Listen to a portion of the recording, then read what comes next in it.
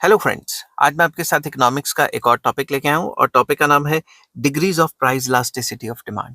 शुरू करने से पहले बता दूं कि चैप्टर का नाम है प्राइस इलास्टिसिटी ऑफ डिमांड और इस चैप्टर के सारे लिंक्स आपको इस वीडियो के डिस्क्रिप्शन में मिल जाएंगे।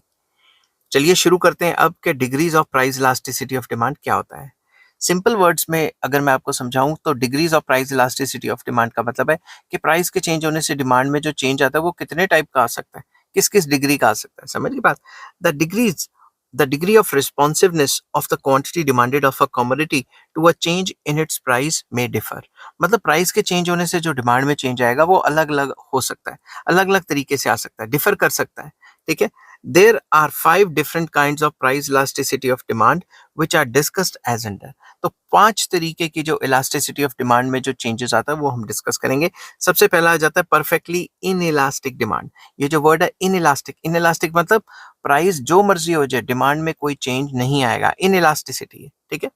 When quantity demanded of a commodity does not respond to a change in its price, then the elasticity of demand is zero। Simple words में जब प्राइस के चेंज होने से डिमांड में बिल्कुल चेंज ही ना आए तो उसको हम कहते हैं कि जो इलास्टिसिटी ऑफ डिमांड है वो जीरो है या फिर डिमांड इन इलास्टिक है।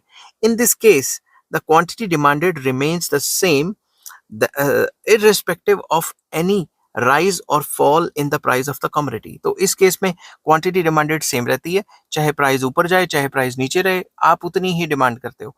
एग्जांपल दे देता हूँ, नमक अगर महंगा हो जाएगा तो कम खाओगे, उतना ही खाओगे ना। सस्ता हो जाएगा तो ज्यादा खाना शुरू कर दोगे, नहीं। नमक भी, सॉल्ट इसकी एग्जांपल है, मेडिसिन इसकी एग्जांपल है। जितनी आपको डॉक्टर ने प्रिस्क्राइब की है उतनी खाओगे ना, सस्ती होगी तो ज्यादा थोड़ी ना खाओगे, या जो महंगी होगी तो कम थोड़ा खाओगे। No matter what the price is, the same quantity is demanded. Price जो मर्जी हो डिमांड सेम रहेगी। इसमें मैंने क्या किया, एक्स एक्सिस पे क्वांटिटी दी हुई है और वाई एक्सिस पे प्राइस दिया हुआ है। ये जो डिमांड कर्व है ये पैरेलल टू वाई एक्सिस है, जिसका मतलब होता है चाहे प्राइस पी हो या पी वन हो, डिमांड जो है वो सेम रहेगी। और इस केस में प्राइस इलास्टिसिटी क्या हो जाती है, जीरो, इक्वल टू जीरो। मतलब जो इलास्टिसिटी मतलब प्राइस के चेंज होने से डिमांड में कोई चेंज नहीं आ रहा। The demand curve will be parallel to y-axis, which shows that amount purchased remains OQ। जो है amount purchase यही रहेगा irrespective of whether the price is OP और OP1। चाहे प्राइस OP हो चाहे OP1 हो, डिमांड इतनी की इतनी ही रहेगी। Salt, life saving drugs etcetera are good examples. मैंने यहाँ गुड्स एग्जाम्पल लिख दिए, यहाँ पे मुझे लिखना चाहिए था गुड एग्जाम्पल्स। ठीक है, good examples of perfectly in elastic demand. तो ये जो मैंने आपको बताया कि जो परफेक्टली इन इलास्टिक डिमांड है, इसकी नमक भी एक एग्जांपल है और जो मेडिसिन हम लेते हैं लाइफ सेविंग मेडिसिन, वो भी इसकी एक एग्जांपल है। तो सेकंड पॉइंट आ जाता है परफेक्टली इलास्टिक डिमांड। ये इससे टोटली अपोजिट है, परफेक्टली इलास्टिक। ठीक है, जो पहले मैंने कराया था वो कराया था परफेक्टली इन इलास्टिक, मतलब प्राइस के चेंज होने से डिमांड में बिल्कुल चेंज नहीं आएगा। अब हम करेंगे परफेक्टली इलास्टिक। ठीक है, कि प्राइस के चेंज आने से इनफाइनाइट चेंज तक भी आ सकता है। When consumers are prepared to purchase all that they can get at a particular price, but nothing at all at the slightly higher price, then the price elasticity of demand for a commodity is said to be infinite। अगर कोई भी given price है, given price पे consumer infinite खरीदना चाहता है, बहुत ज्यादा सामान खरीदना चाहता है, और मतलब गिवन प्राइस पे कंज्यूमर के पास जितना है उतने का उतना ही खरीदना चाहता है, और प्राइस अगर हल्का सा बढ़ गया तो कंज्यूमर कुछ भी ना खरीदे। मतलब प्राइस के चेंज होने से अनगिनत चेंज, गिवन प्राइस पे सब कुछ खरीदना चाहता है, मतलब ज्यादा से ज्यादा क्वांटिटी खरीदना चाहता है, और अगर प्राइस हल्का सा भाग गया तो जीरो खरीदना चाहता है। इस सिचुएशन को हम कहते हैं कि जो डिमांड है वो परफेक्टली इलास्टिक है, या फिर कह सकते हैं प्राइस इलास्टिसिटी जो है इनफाइनाइट है। In this case a very small fall in the price of a commodity causes the demand to increase to infinity। अगर हल्का सा प्राइस गिर गया तो डिमांड इंफिनिटी तक भी जा सकती है। A demand curve for infinite elasticity is known as perfectly और कंप्लीटली इलास्टिक डिमांड कर्व। तो जैसा कि आप देख रहे हैं कि यहाँ पे एक्स एक्सिस पे क्वांटिटी और वाई एक्सिस पे प्राइस है, ये डिमांड कर्व है। ये पैरेलल टू एक्स एक्सिस है, ये दिखा रही है कि एक पर्टिकुलर प्राइस पे तो कंज्यूमर कुछ भी खरीदने को तैयार है। समझ की बात। अगर हल्का सा प्राइस बढ़ा दिया, पी से P1 तक ले गए, तो कंज्यूमर की डिमांड जीरो हो जाएगी, कंज्यूमर कुछ नहीं खरीदेगा। ठीक है। Horizontal straight line demand curve जो मैंने बनाई है यहाँ पे डी, ये वाली, ये वाली, ठीक है, इसको कई बुक्स में PD भी लिखा होगा, is parallel to X axis, ये एक्स एक्सिस के पैरेलल है, ठीक है। इलस्ट्रेट्स, ये दिखाती है कि परफेक्टली इलास्टिक डिमांड है, ठीक है।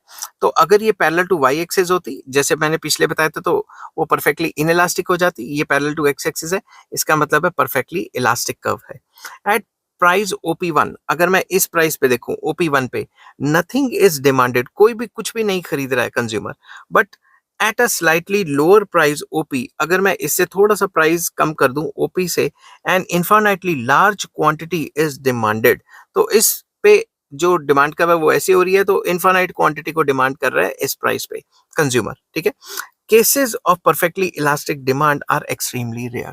तो इसकी मेरे पास कई स्टूडेंट्स आते हैं, कहते हैं एग्जांपल्स दो, तो मैं कह देता हूँ इसकी एग्जांपल्स काफ़ी मुश्किल हो जाएंगी। करंट सिचुएशन में जैसे हमारी इकोनॉमी है, इसकी कोई एग्जांपल नहीं बन पाती, ठीक है। थर्ड आ जाता है थर्ड आ जाता है यूनिटरी इलास्टिक डिमांड। ये जो यूनिटरी वर्ड है, ये मैथमेटिक्स में जो यूनिटी होती है उससे ड्राइव किया गया। यूनिटी मतलब वन, तो यूनिटरी इलास्टिक डिमांड जो है इक्वल टू वन, जब भी मतलब यूनिटरी इलास्टिक डिमांड जो है वो एक ऐसी डिमांड होती है जब इलास्टिसिटी, प्राइस इलास्टिसिटी वन हो जाती है। और वो वन कब होती है? जब जितना प्राइस में चेंज आएगा उतना ही डिमांड में चेंज आएगा। समझ की बात? तो अब मैं इसको कैसे अपने पेपर में लिखना है वो बता रहा हूँ। When a given percentage change in the price of a commodity causes an equivalent percentage change in the quantity demanded, then the elasticity of demand is said to be unitary. Simple words में, अगर price के change होने से demand में equivalent change आया, उतना ही change आया, जितना प्राइस में चेंज आया डिमांड में भी उतना ही चेंज आया, तो हम कहेंगे जो डिमांड है वो यूनिटरी इलास्टिक है। तो इस केस में जो इलास्टिसिटी ऑफ डिमांड होती है वो वन होती है। एग्जाम्पल और डायग्राम मैं बता रहा हूँ आपको। एक्स एक्सिस पे क्वांटिटी दी हुई है, वाई एक्सिस पे प्राइस दिया हुआ है, ये DD जो है वो डिमांड कब है। मान लो प्राइस थे, सबसे पहले जो प्राइस थे वो थे OP और क्वांटिटी डिमांडेड थी OQ, ठीक है।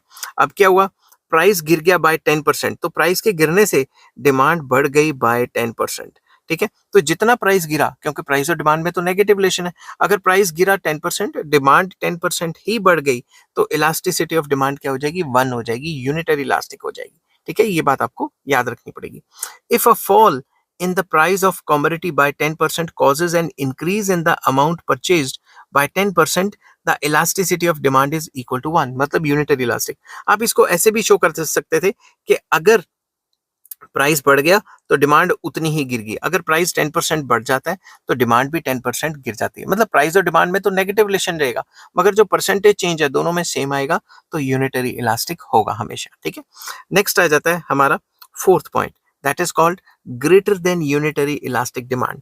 Greater than unitary elastic demand कहता है कि प्राइस के चेंज होने से जितना प्राइस में चेंज आएगा डिमांड में उससे ज्यादा चेंज आएगा।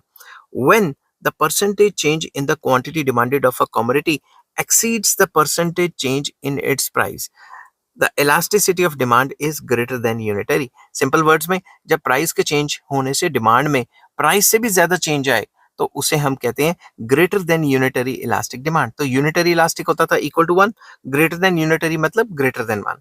मैं एक आपको इसके जो है डायग्राम से समझाता हूँ। एक्स एक्सिस पे क्वांटिटी है, वाई एक्सिस पे क्या है? प्राइस, ठीक है। तो अब हम क्या करेंगे, मान लो पहले प्राइस है OP और क्वांटिटी डिमांडेड है OQ, ठीक है। ये OQ होगी, ये OP होगी, ठीक है। तो अब क्या हुआ, प्राइस में फॉल आया 10% का, तो प्राइस के गिरने से डिमांड 15% बढ़ गई। तो प्राइस के चेंज होने से डिमांड में ज्यादा चेंज आया ना, तो इसको हम कहेंगे कि ये जो डिमांड है ये ग्रेटर देन यूनिटरी इलास्टिक है। आप इसे उल्टा भी कर सकते थे, प्राइस को 10% बढ़ा सकते थे और डिमांड को 15% कम भी कर सकते थे, मतलब प्राइस के चेंज होने से डिमांड में ज्यादा चेंज आएगा। If a fall in the price of the commodity by 10% causes an increase in the amount demanded by 15%, the demand is said to be more elastic। तो हम क्या कहेंगे, डिमांड मोर इलास्टिक है। समझ गई बात? तो आपको ये साथ के साथ लिखते रहना, ताकि आप लिख लिख के साथ के साथ नोट्स बनाते रहें। नेक्स्ट आ जाता है fifth part and last part, जो डिग्री ऑफ इलास्टिसिटी का है, less than unitary elastic demand. तो less than unitary elastic demand क्या होता है कि प्राइस के चेंज होने से डिमांड में लेस चेंज आएगा। समझ गई बात? It is a situation in which the percentage change in the quantity demanded of a commodity is less than percentage change in price. मतलब प्राइस के चेंज होने से डिमांड में जो चेंज आया है वो लेस है। एग्जाम्पल के तौर पे आपको बताता हूँ डायग्राम के थ्रू। क्वांटिटी जो है वो एक्स एक्सिस पे है और प्राइस जो है वाई एक्सिस पे है। तो इसमें क्या हुआ, प्राइस था मान लो OP, ठीक है, डिमांड है ओके, प्राइस गिर गया, प्राइस कितने से गिरा, 10% से। प्राइस के गिरने से डिमांड तो बढ़ी है, मगर डिमांड सिर्फ 5% ही बढ़ी है। तो प्राइस के चेंज होने से डिमांड में कितना चेंज आया, कम चेंज आया ना। तो जब भी प्राइस में चेंज आता है और डिमांड में उससे कम परसेंटेज में चेंज आता है, तो हम कहते हैं डिमांड जो है वो लेस इलास्टिक है या फिर लेस देन यूनिटरी इलास्टिक है। If a fall in the price of a commodity by 10% leads to an increase in demand by 5%, the demand is less than unitary elastic. We say that the demand for this good is relatively inelastic. तो कई books में ये भी लिखा जाता है कि जो डिमांड है वो रिलेटिवली इनइलास्टिक है। समझ की बात, तो आपने कंफ्यूज नहीं होना, ठीक है। लेस देन यूनिटरी इलास्टिक या रिलेटिवली इनइलास्टिक वो सेम बात बन जाती है। आई होप ये वीडियो आपको पसंद आई होगी। अगर पसंद आती है तो please like share and subscribe. इस चैप्टर के सारे लिंक्स आपको इस वीडियो के डिस्क्रिप्शन में मिल जाएंगे। Take care, bye bye.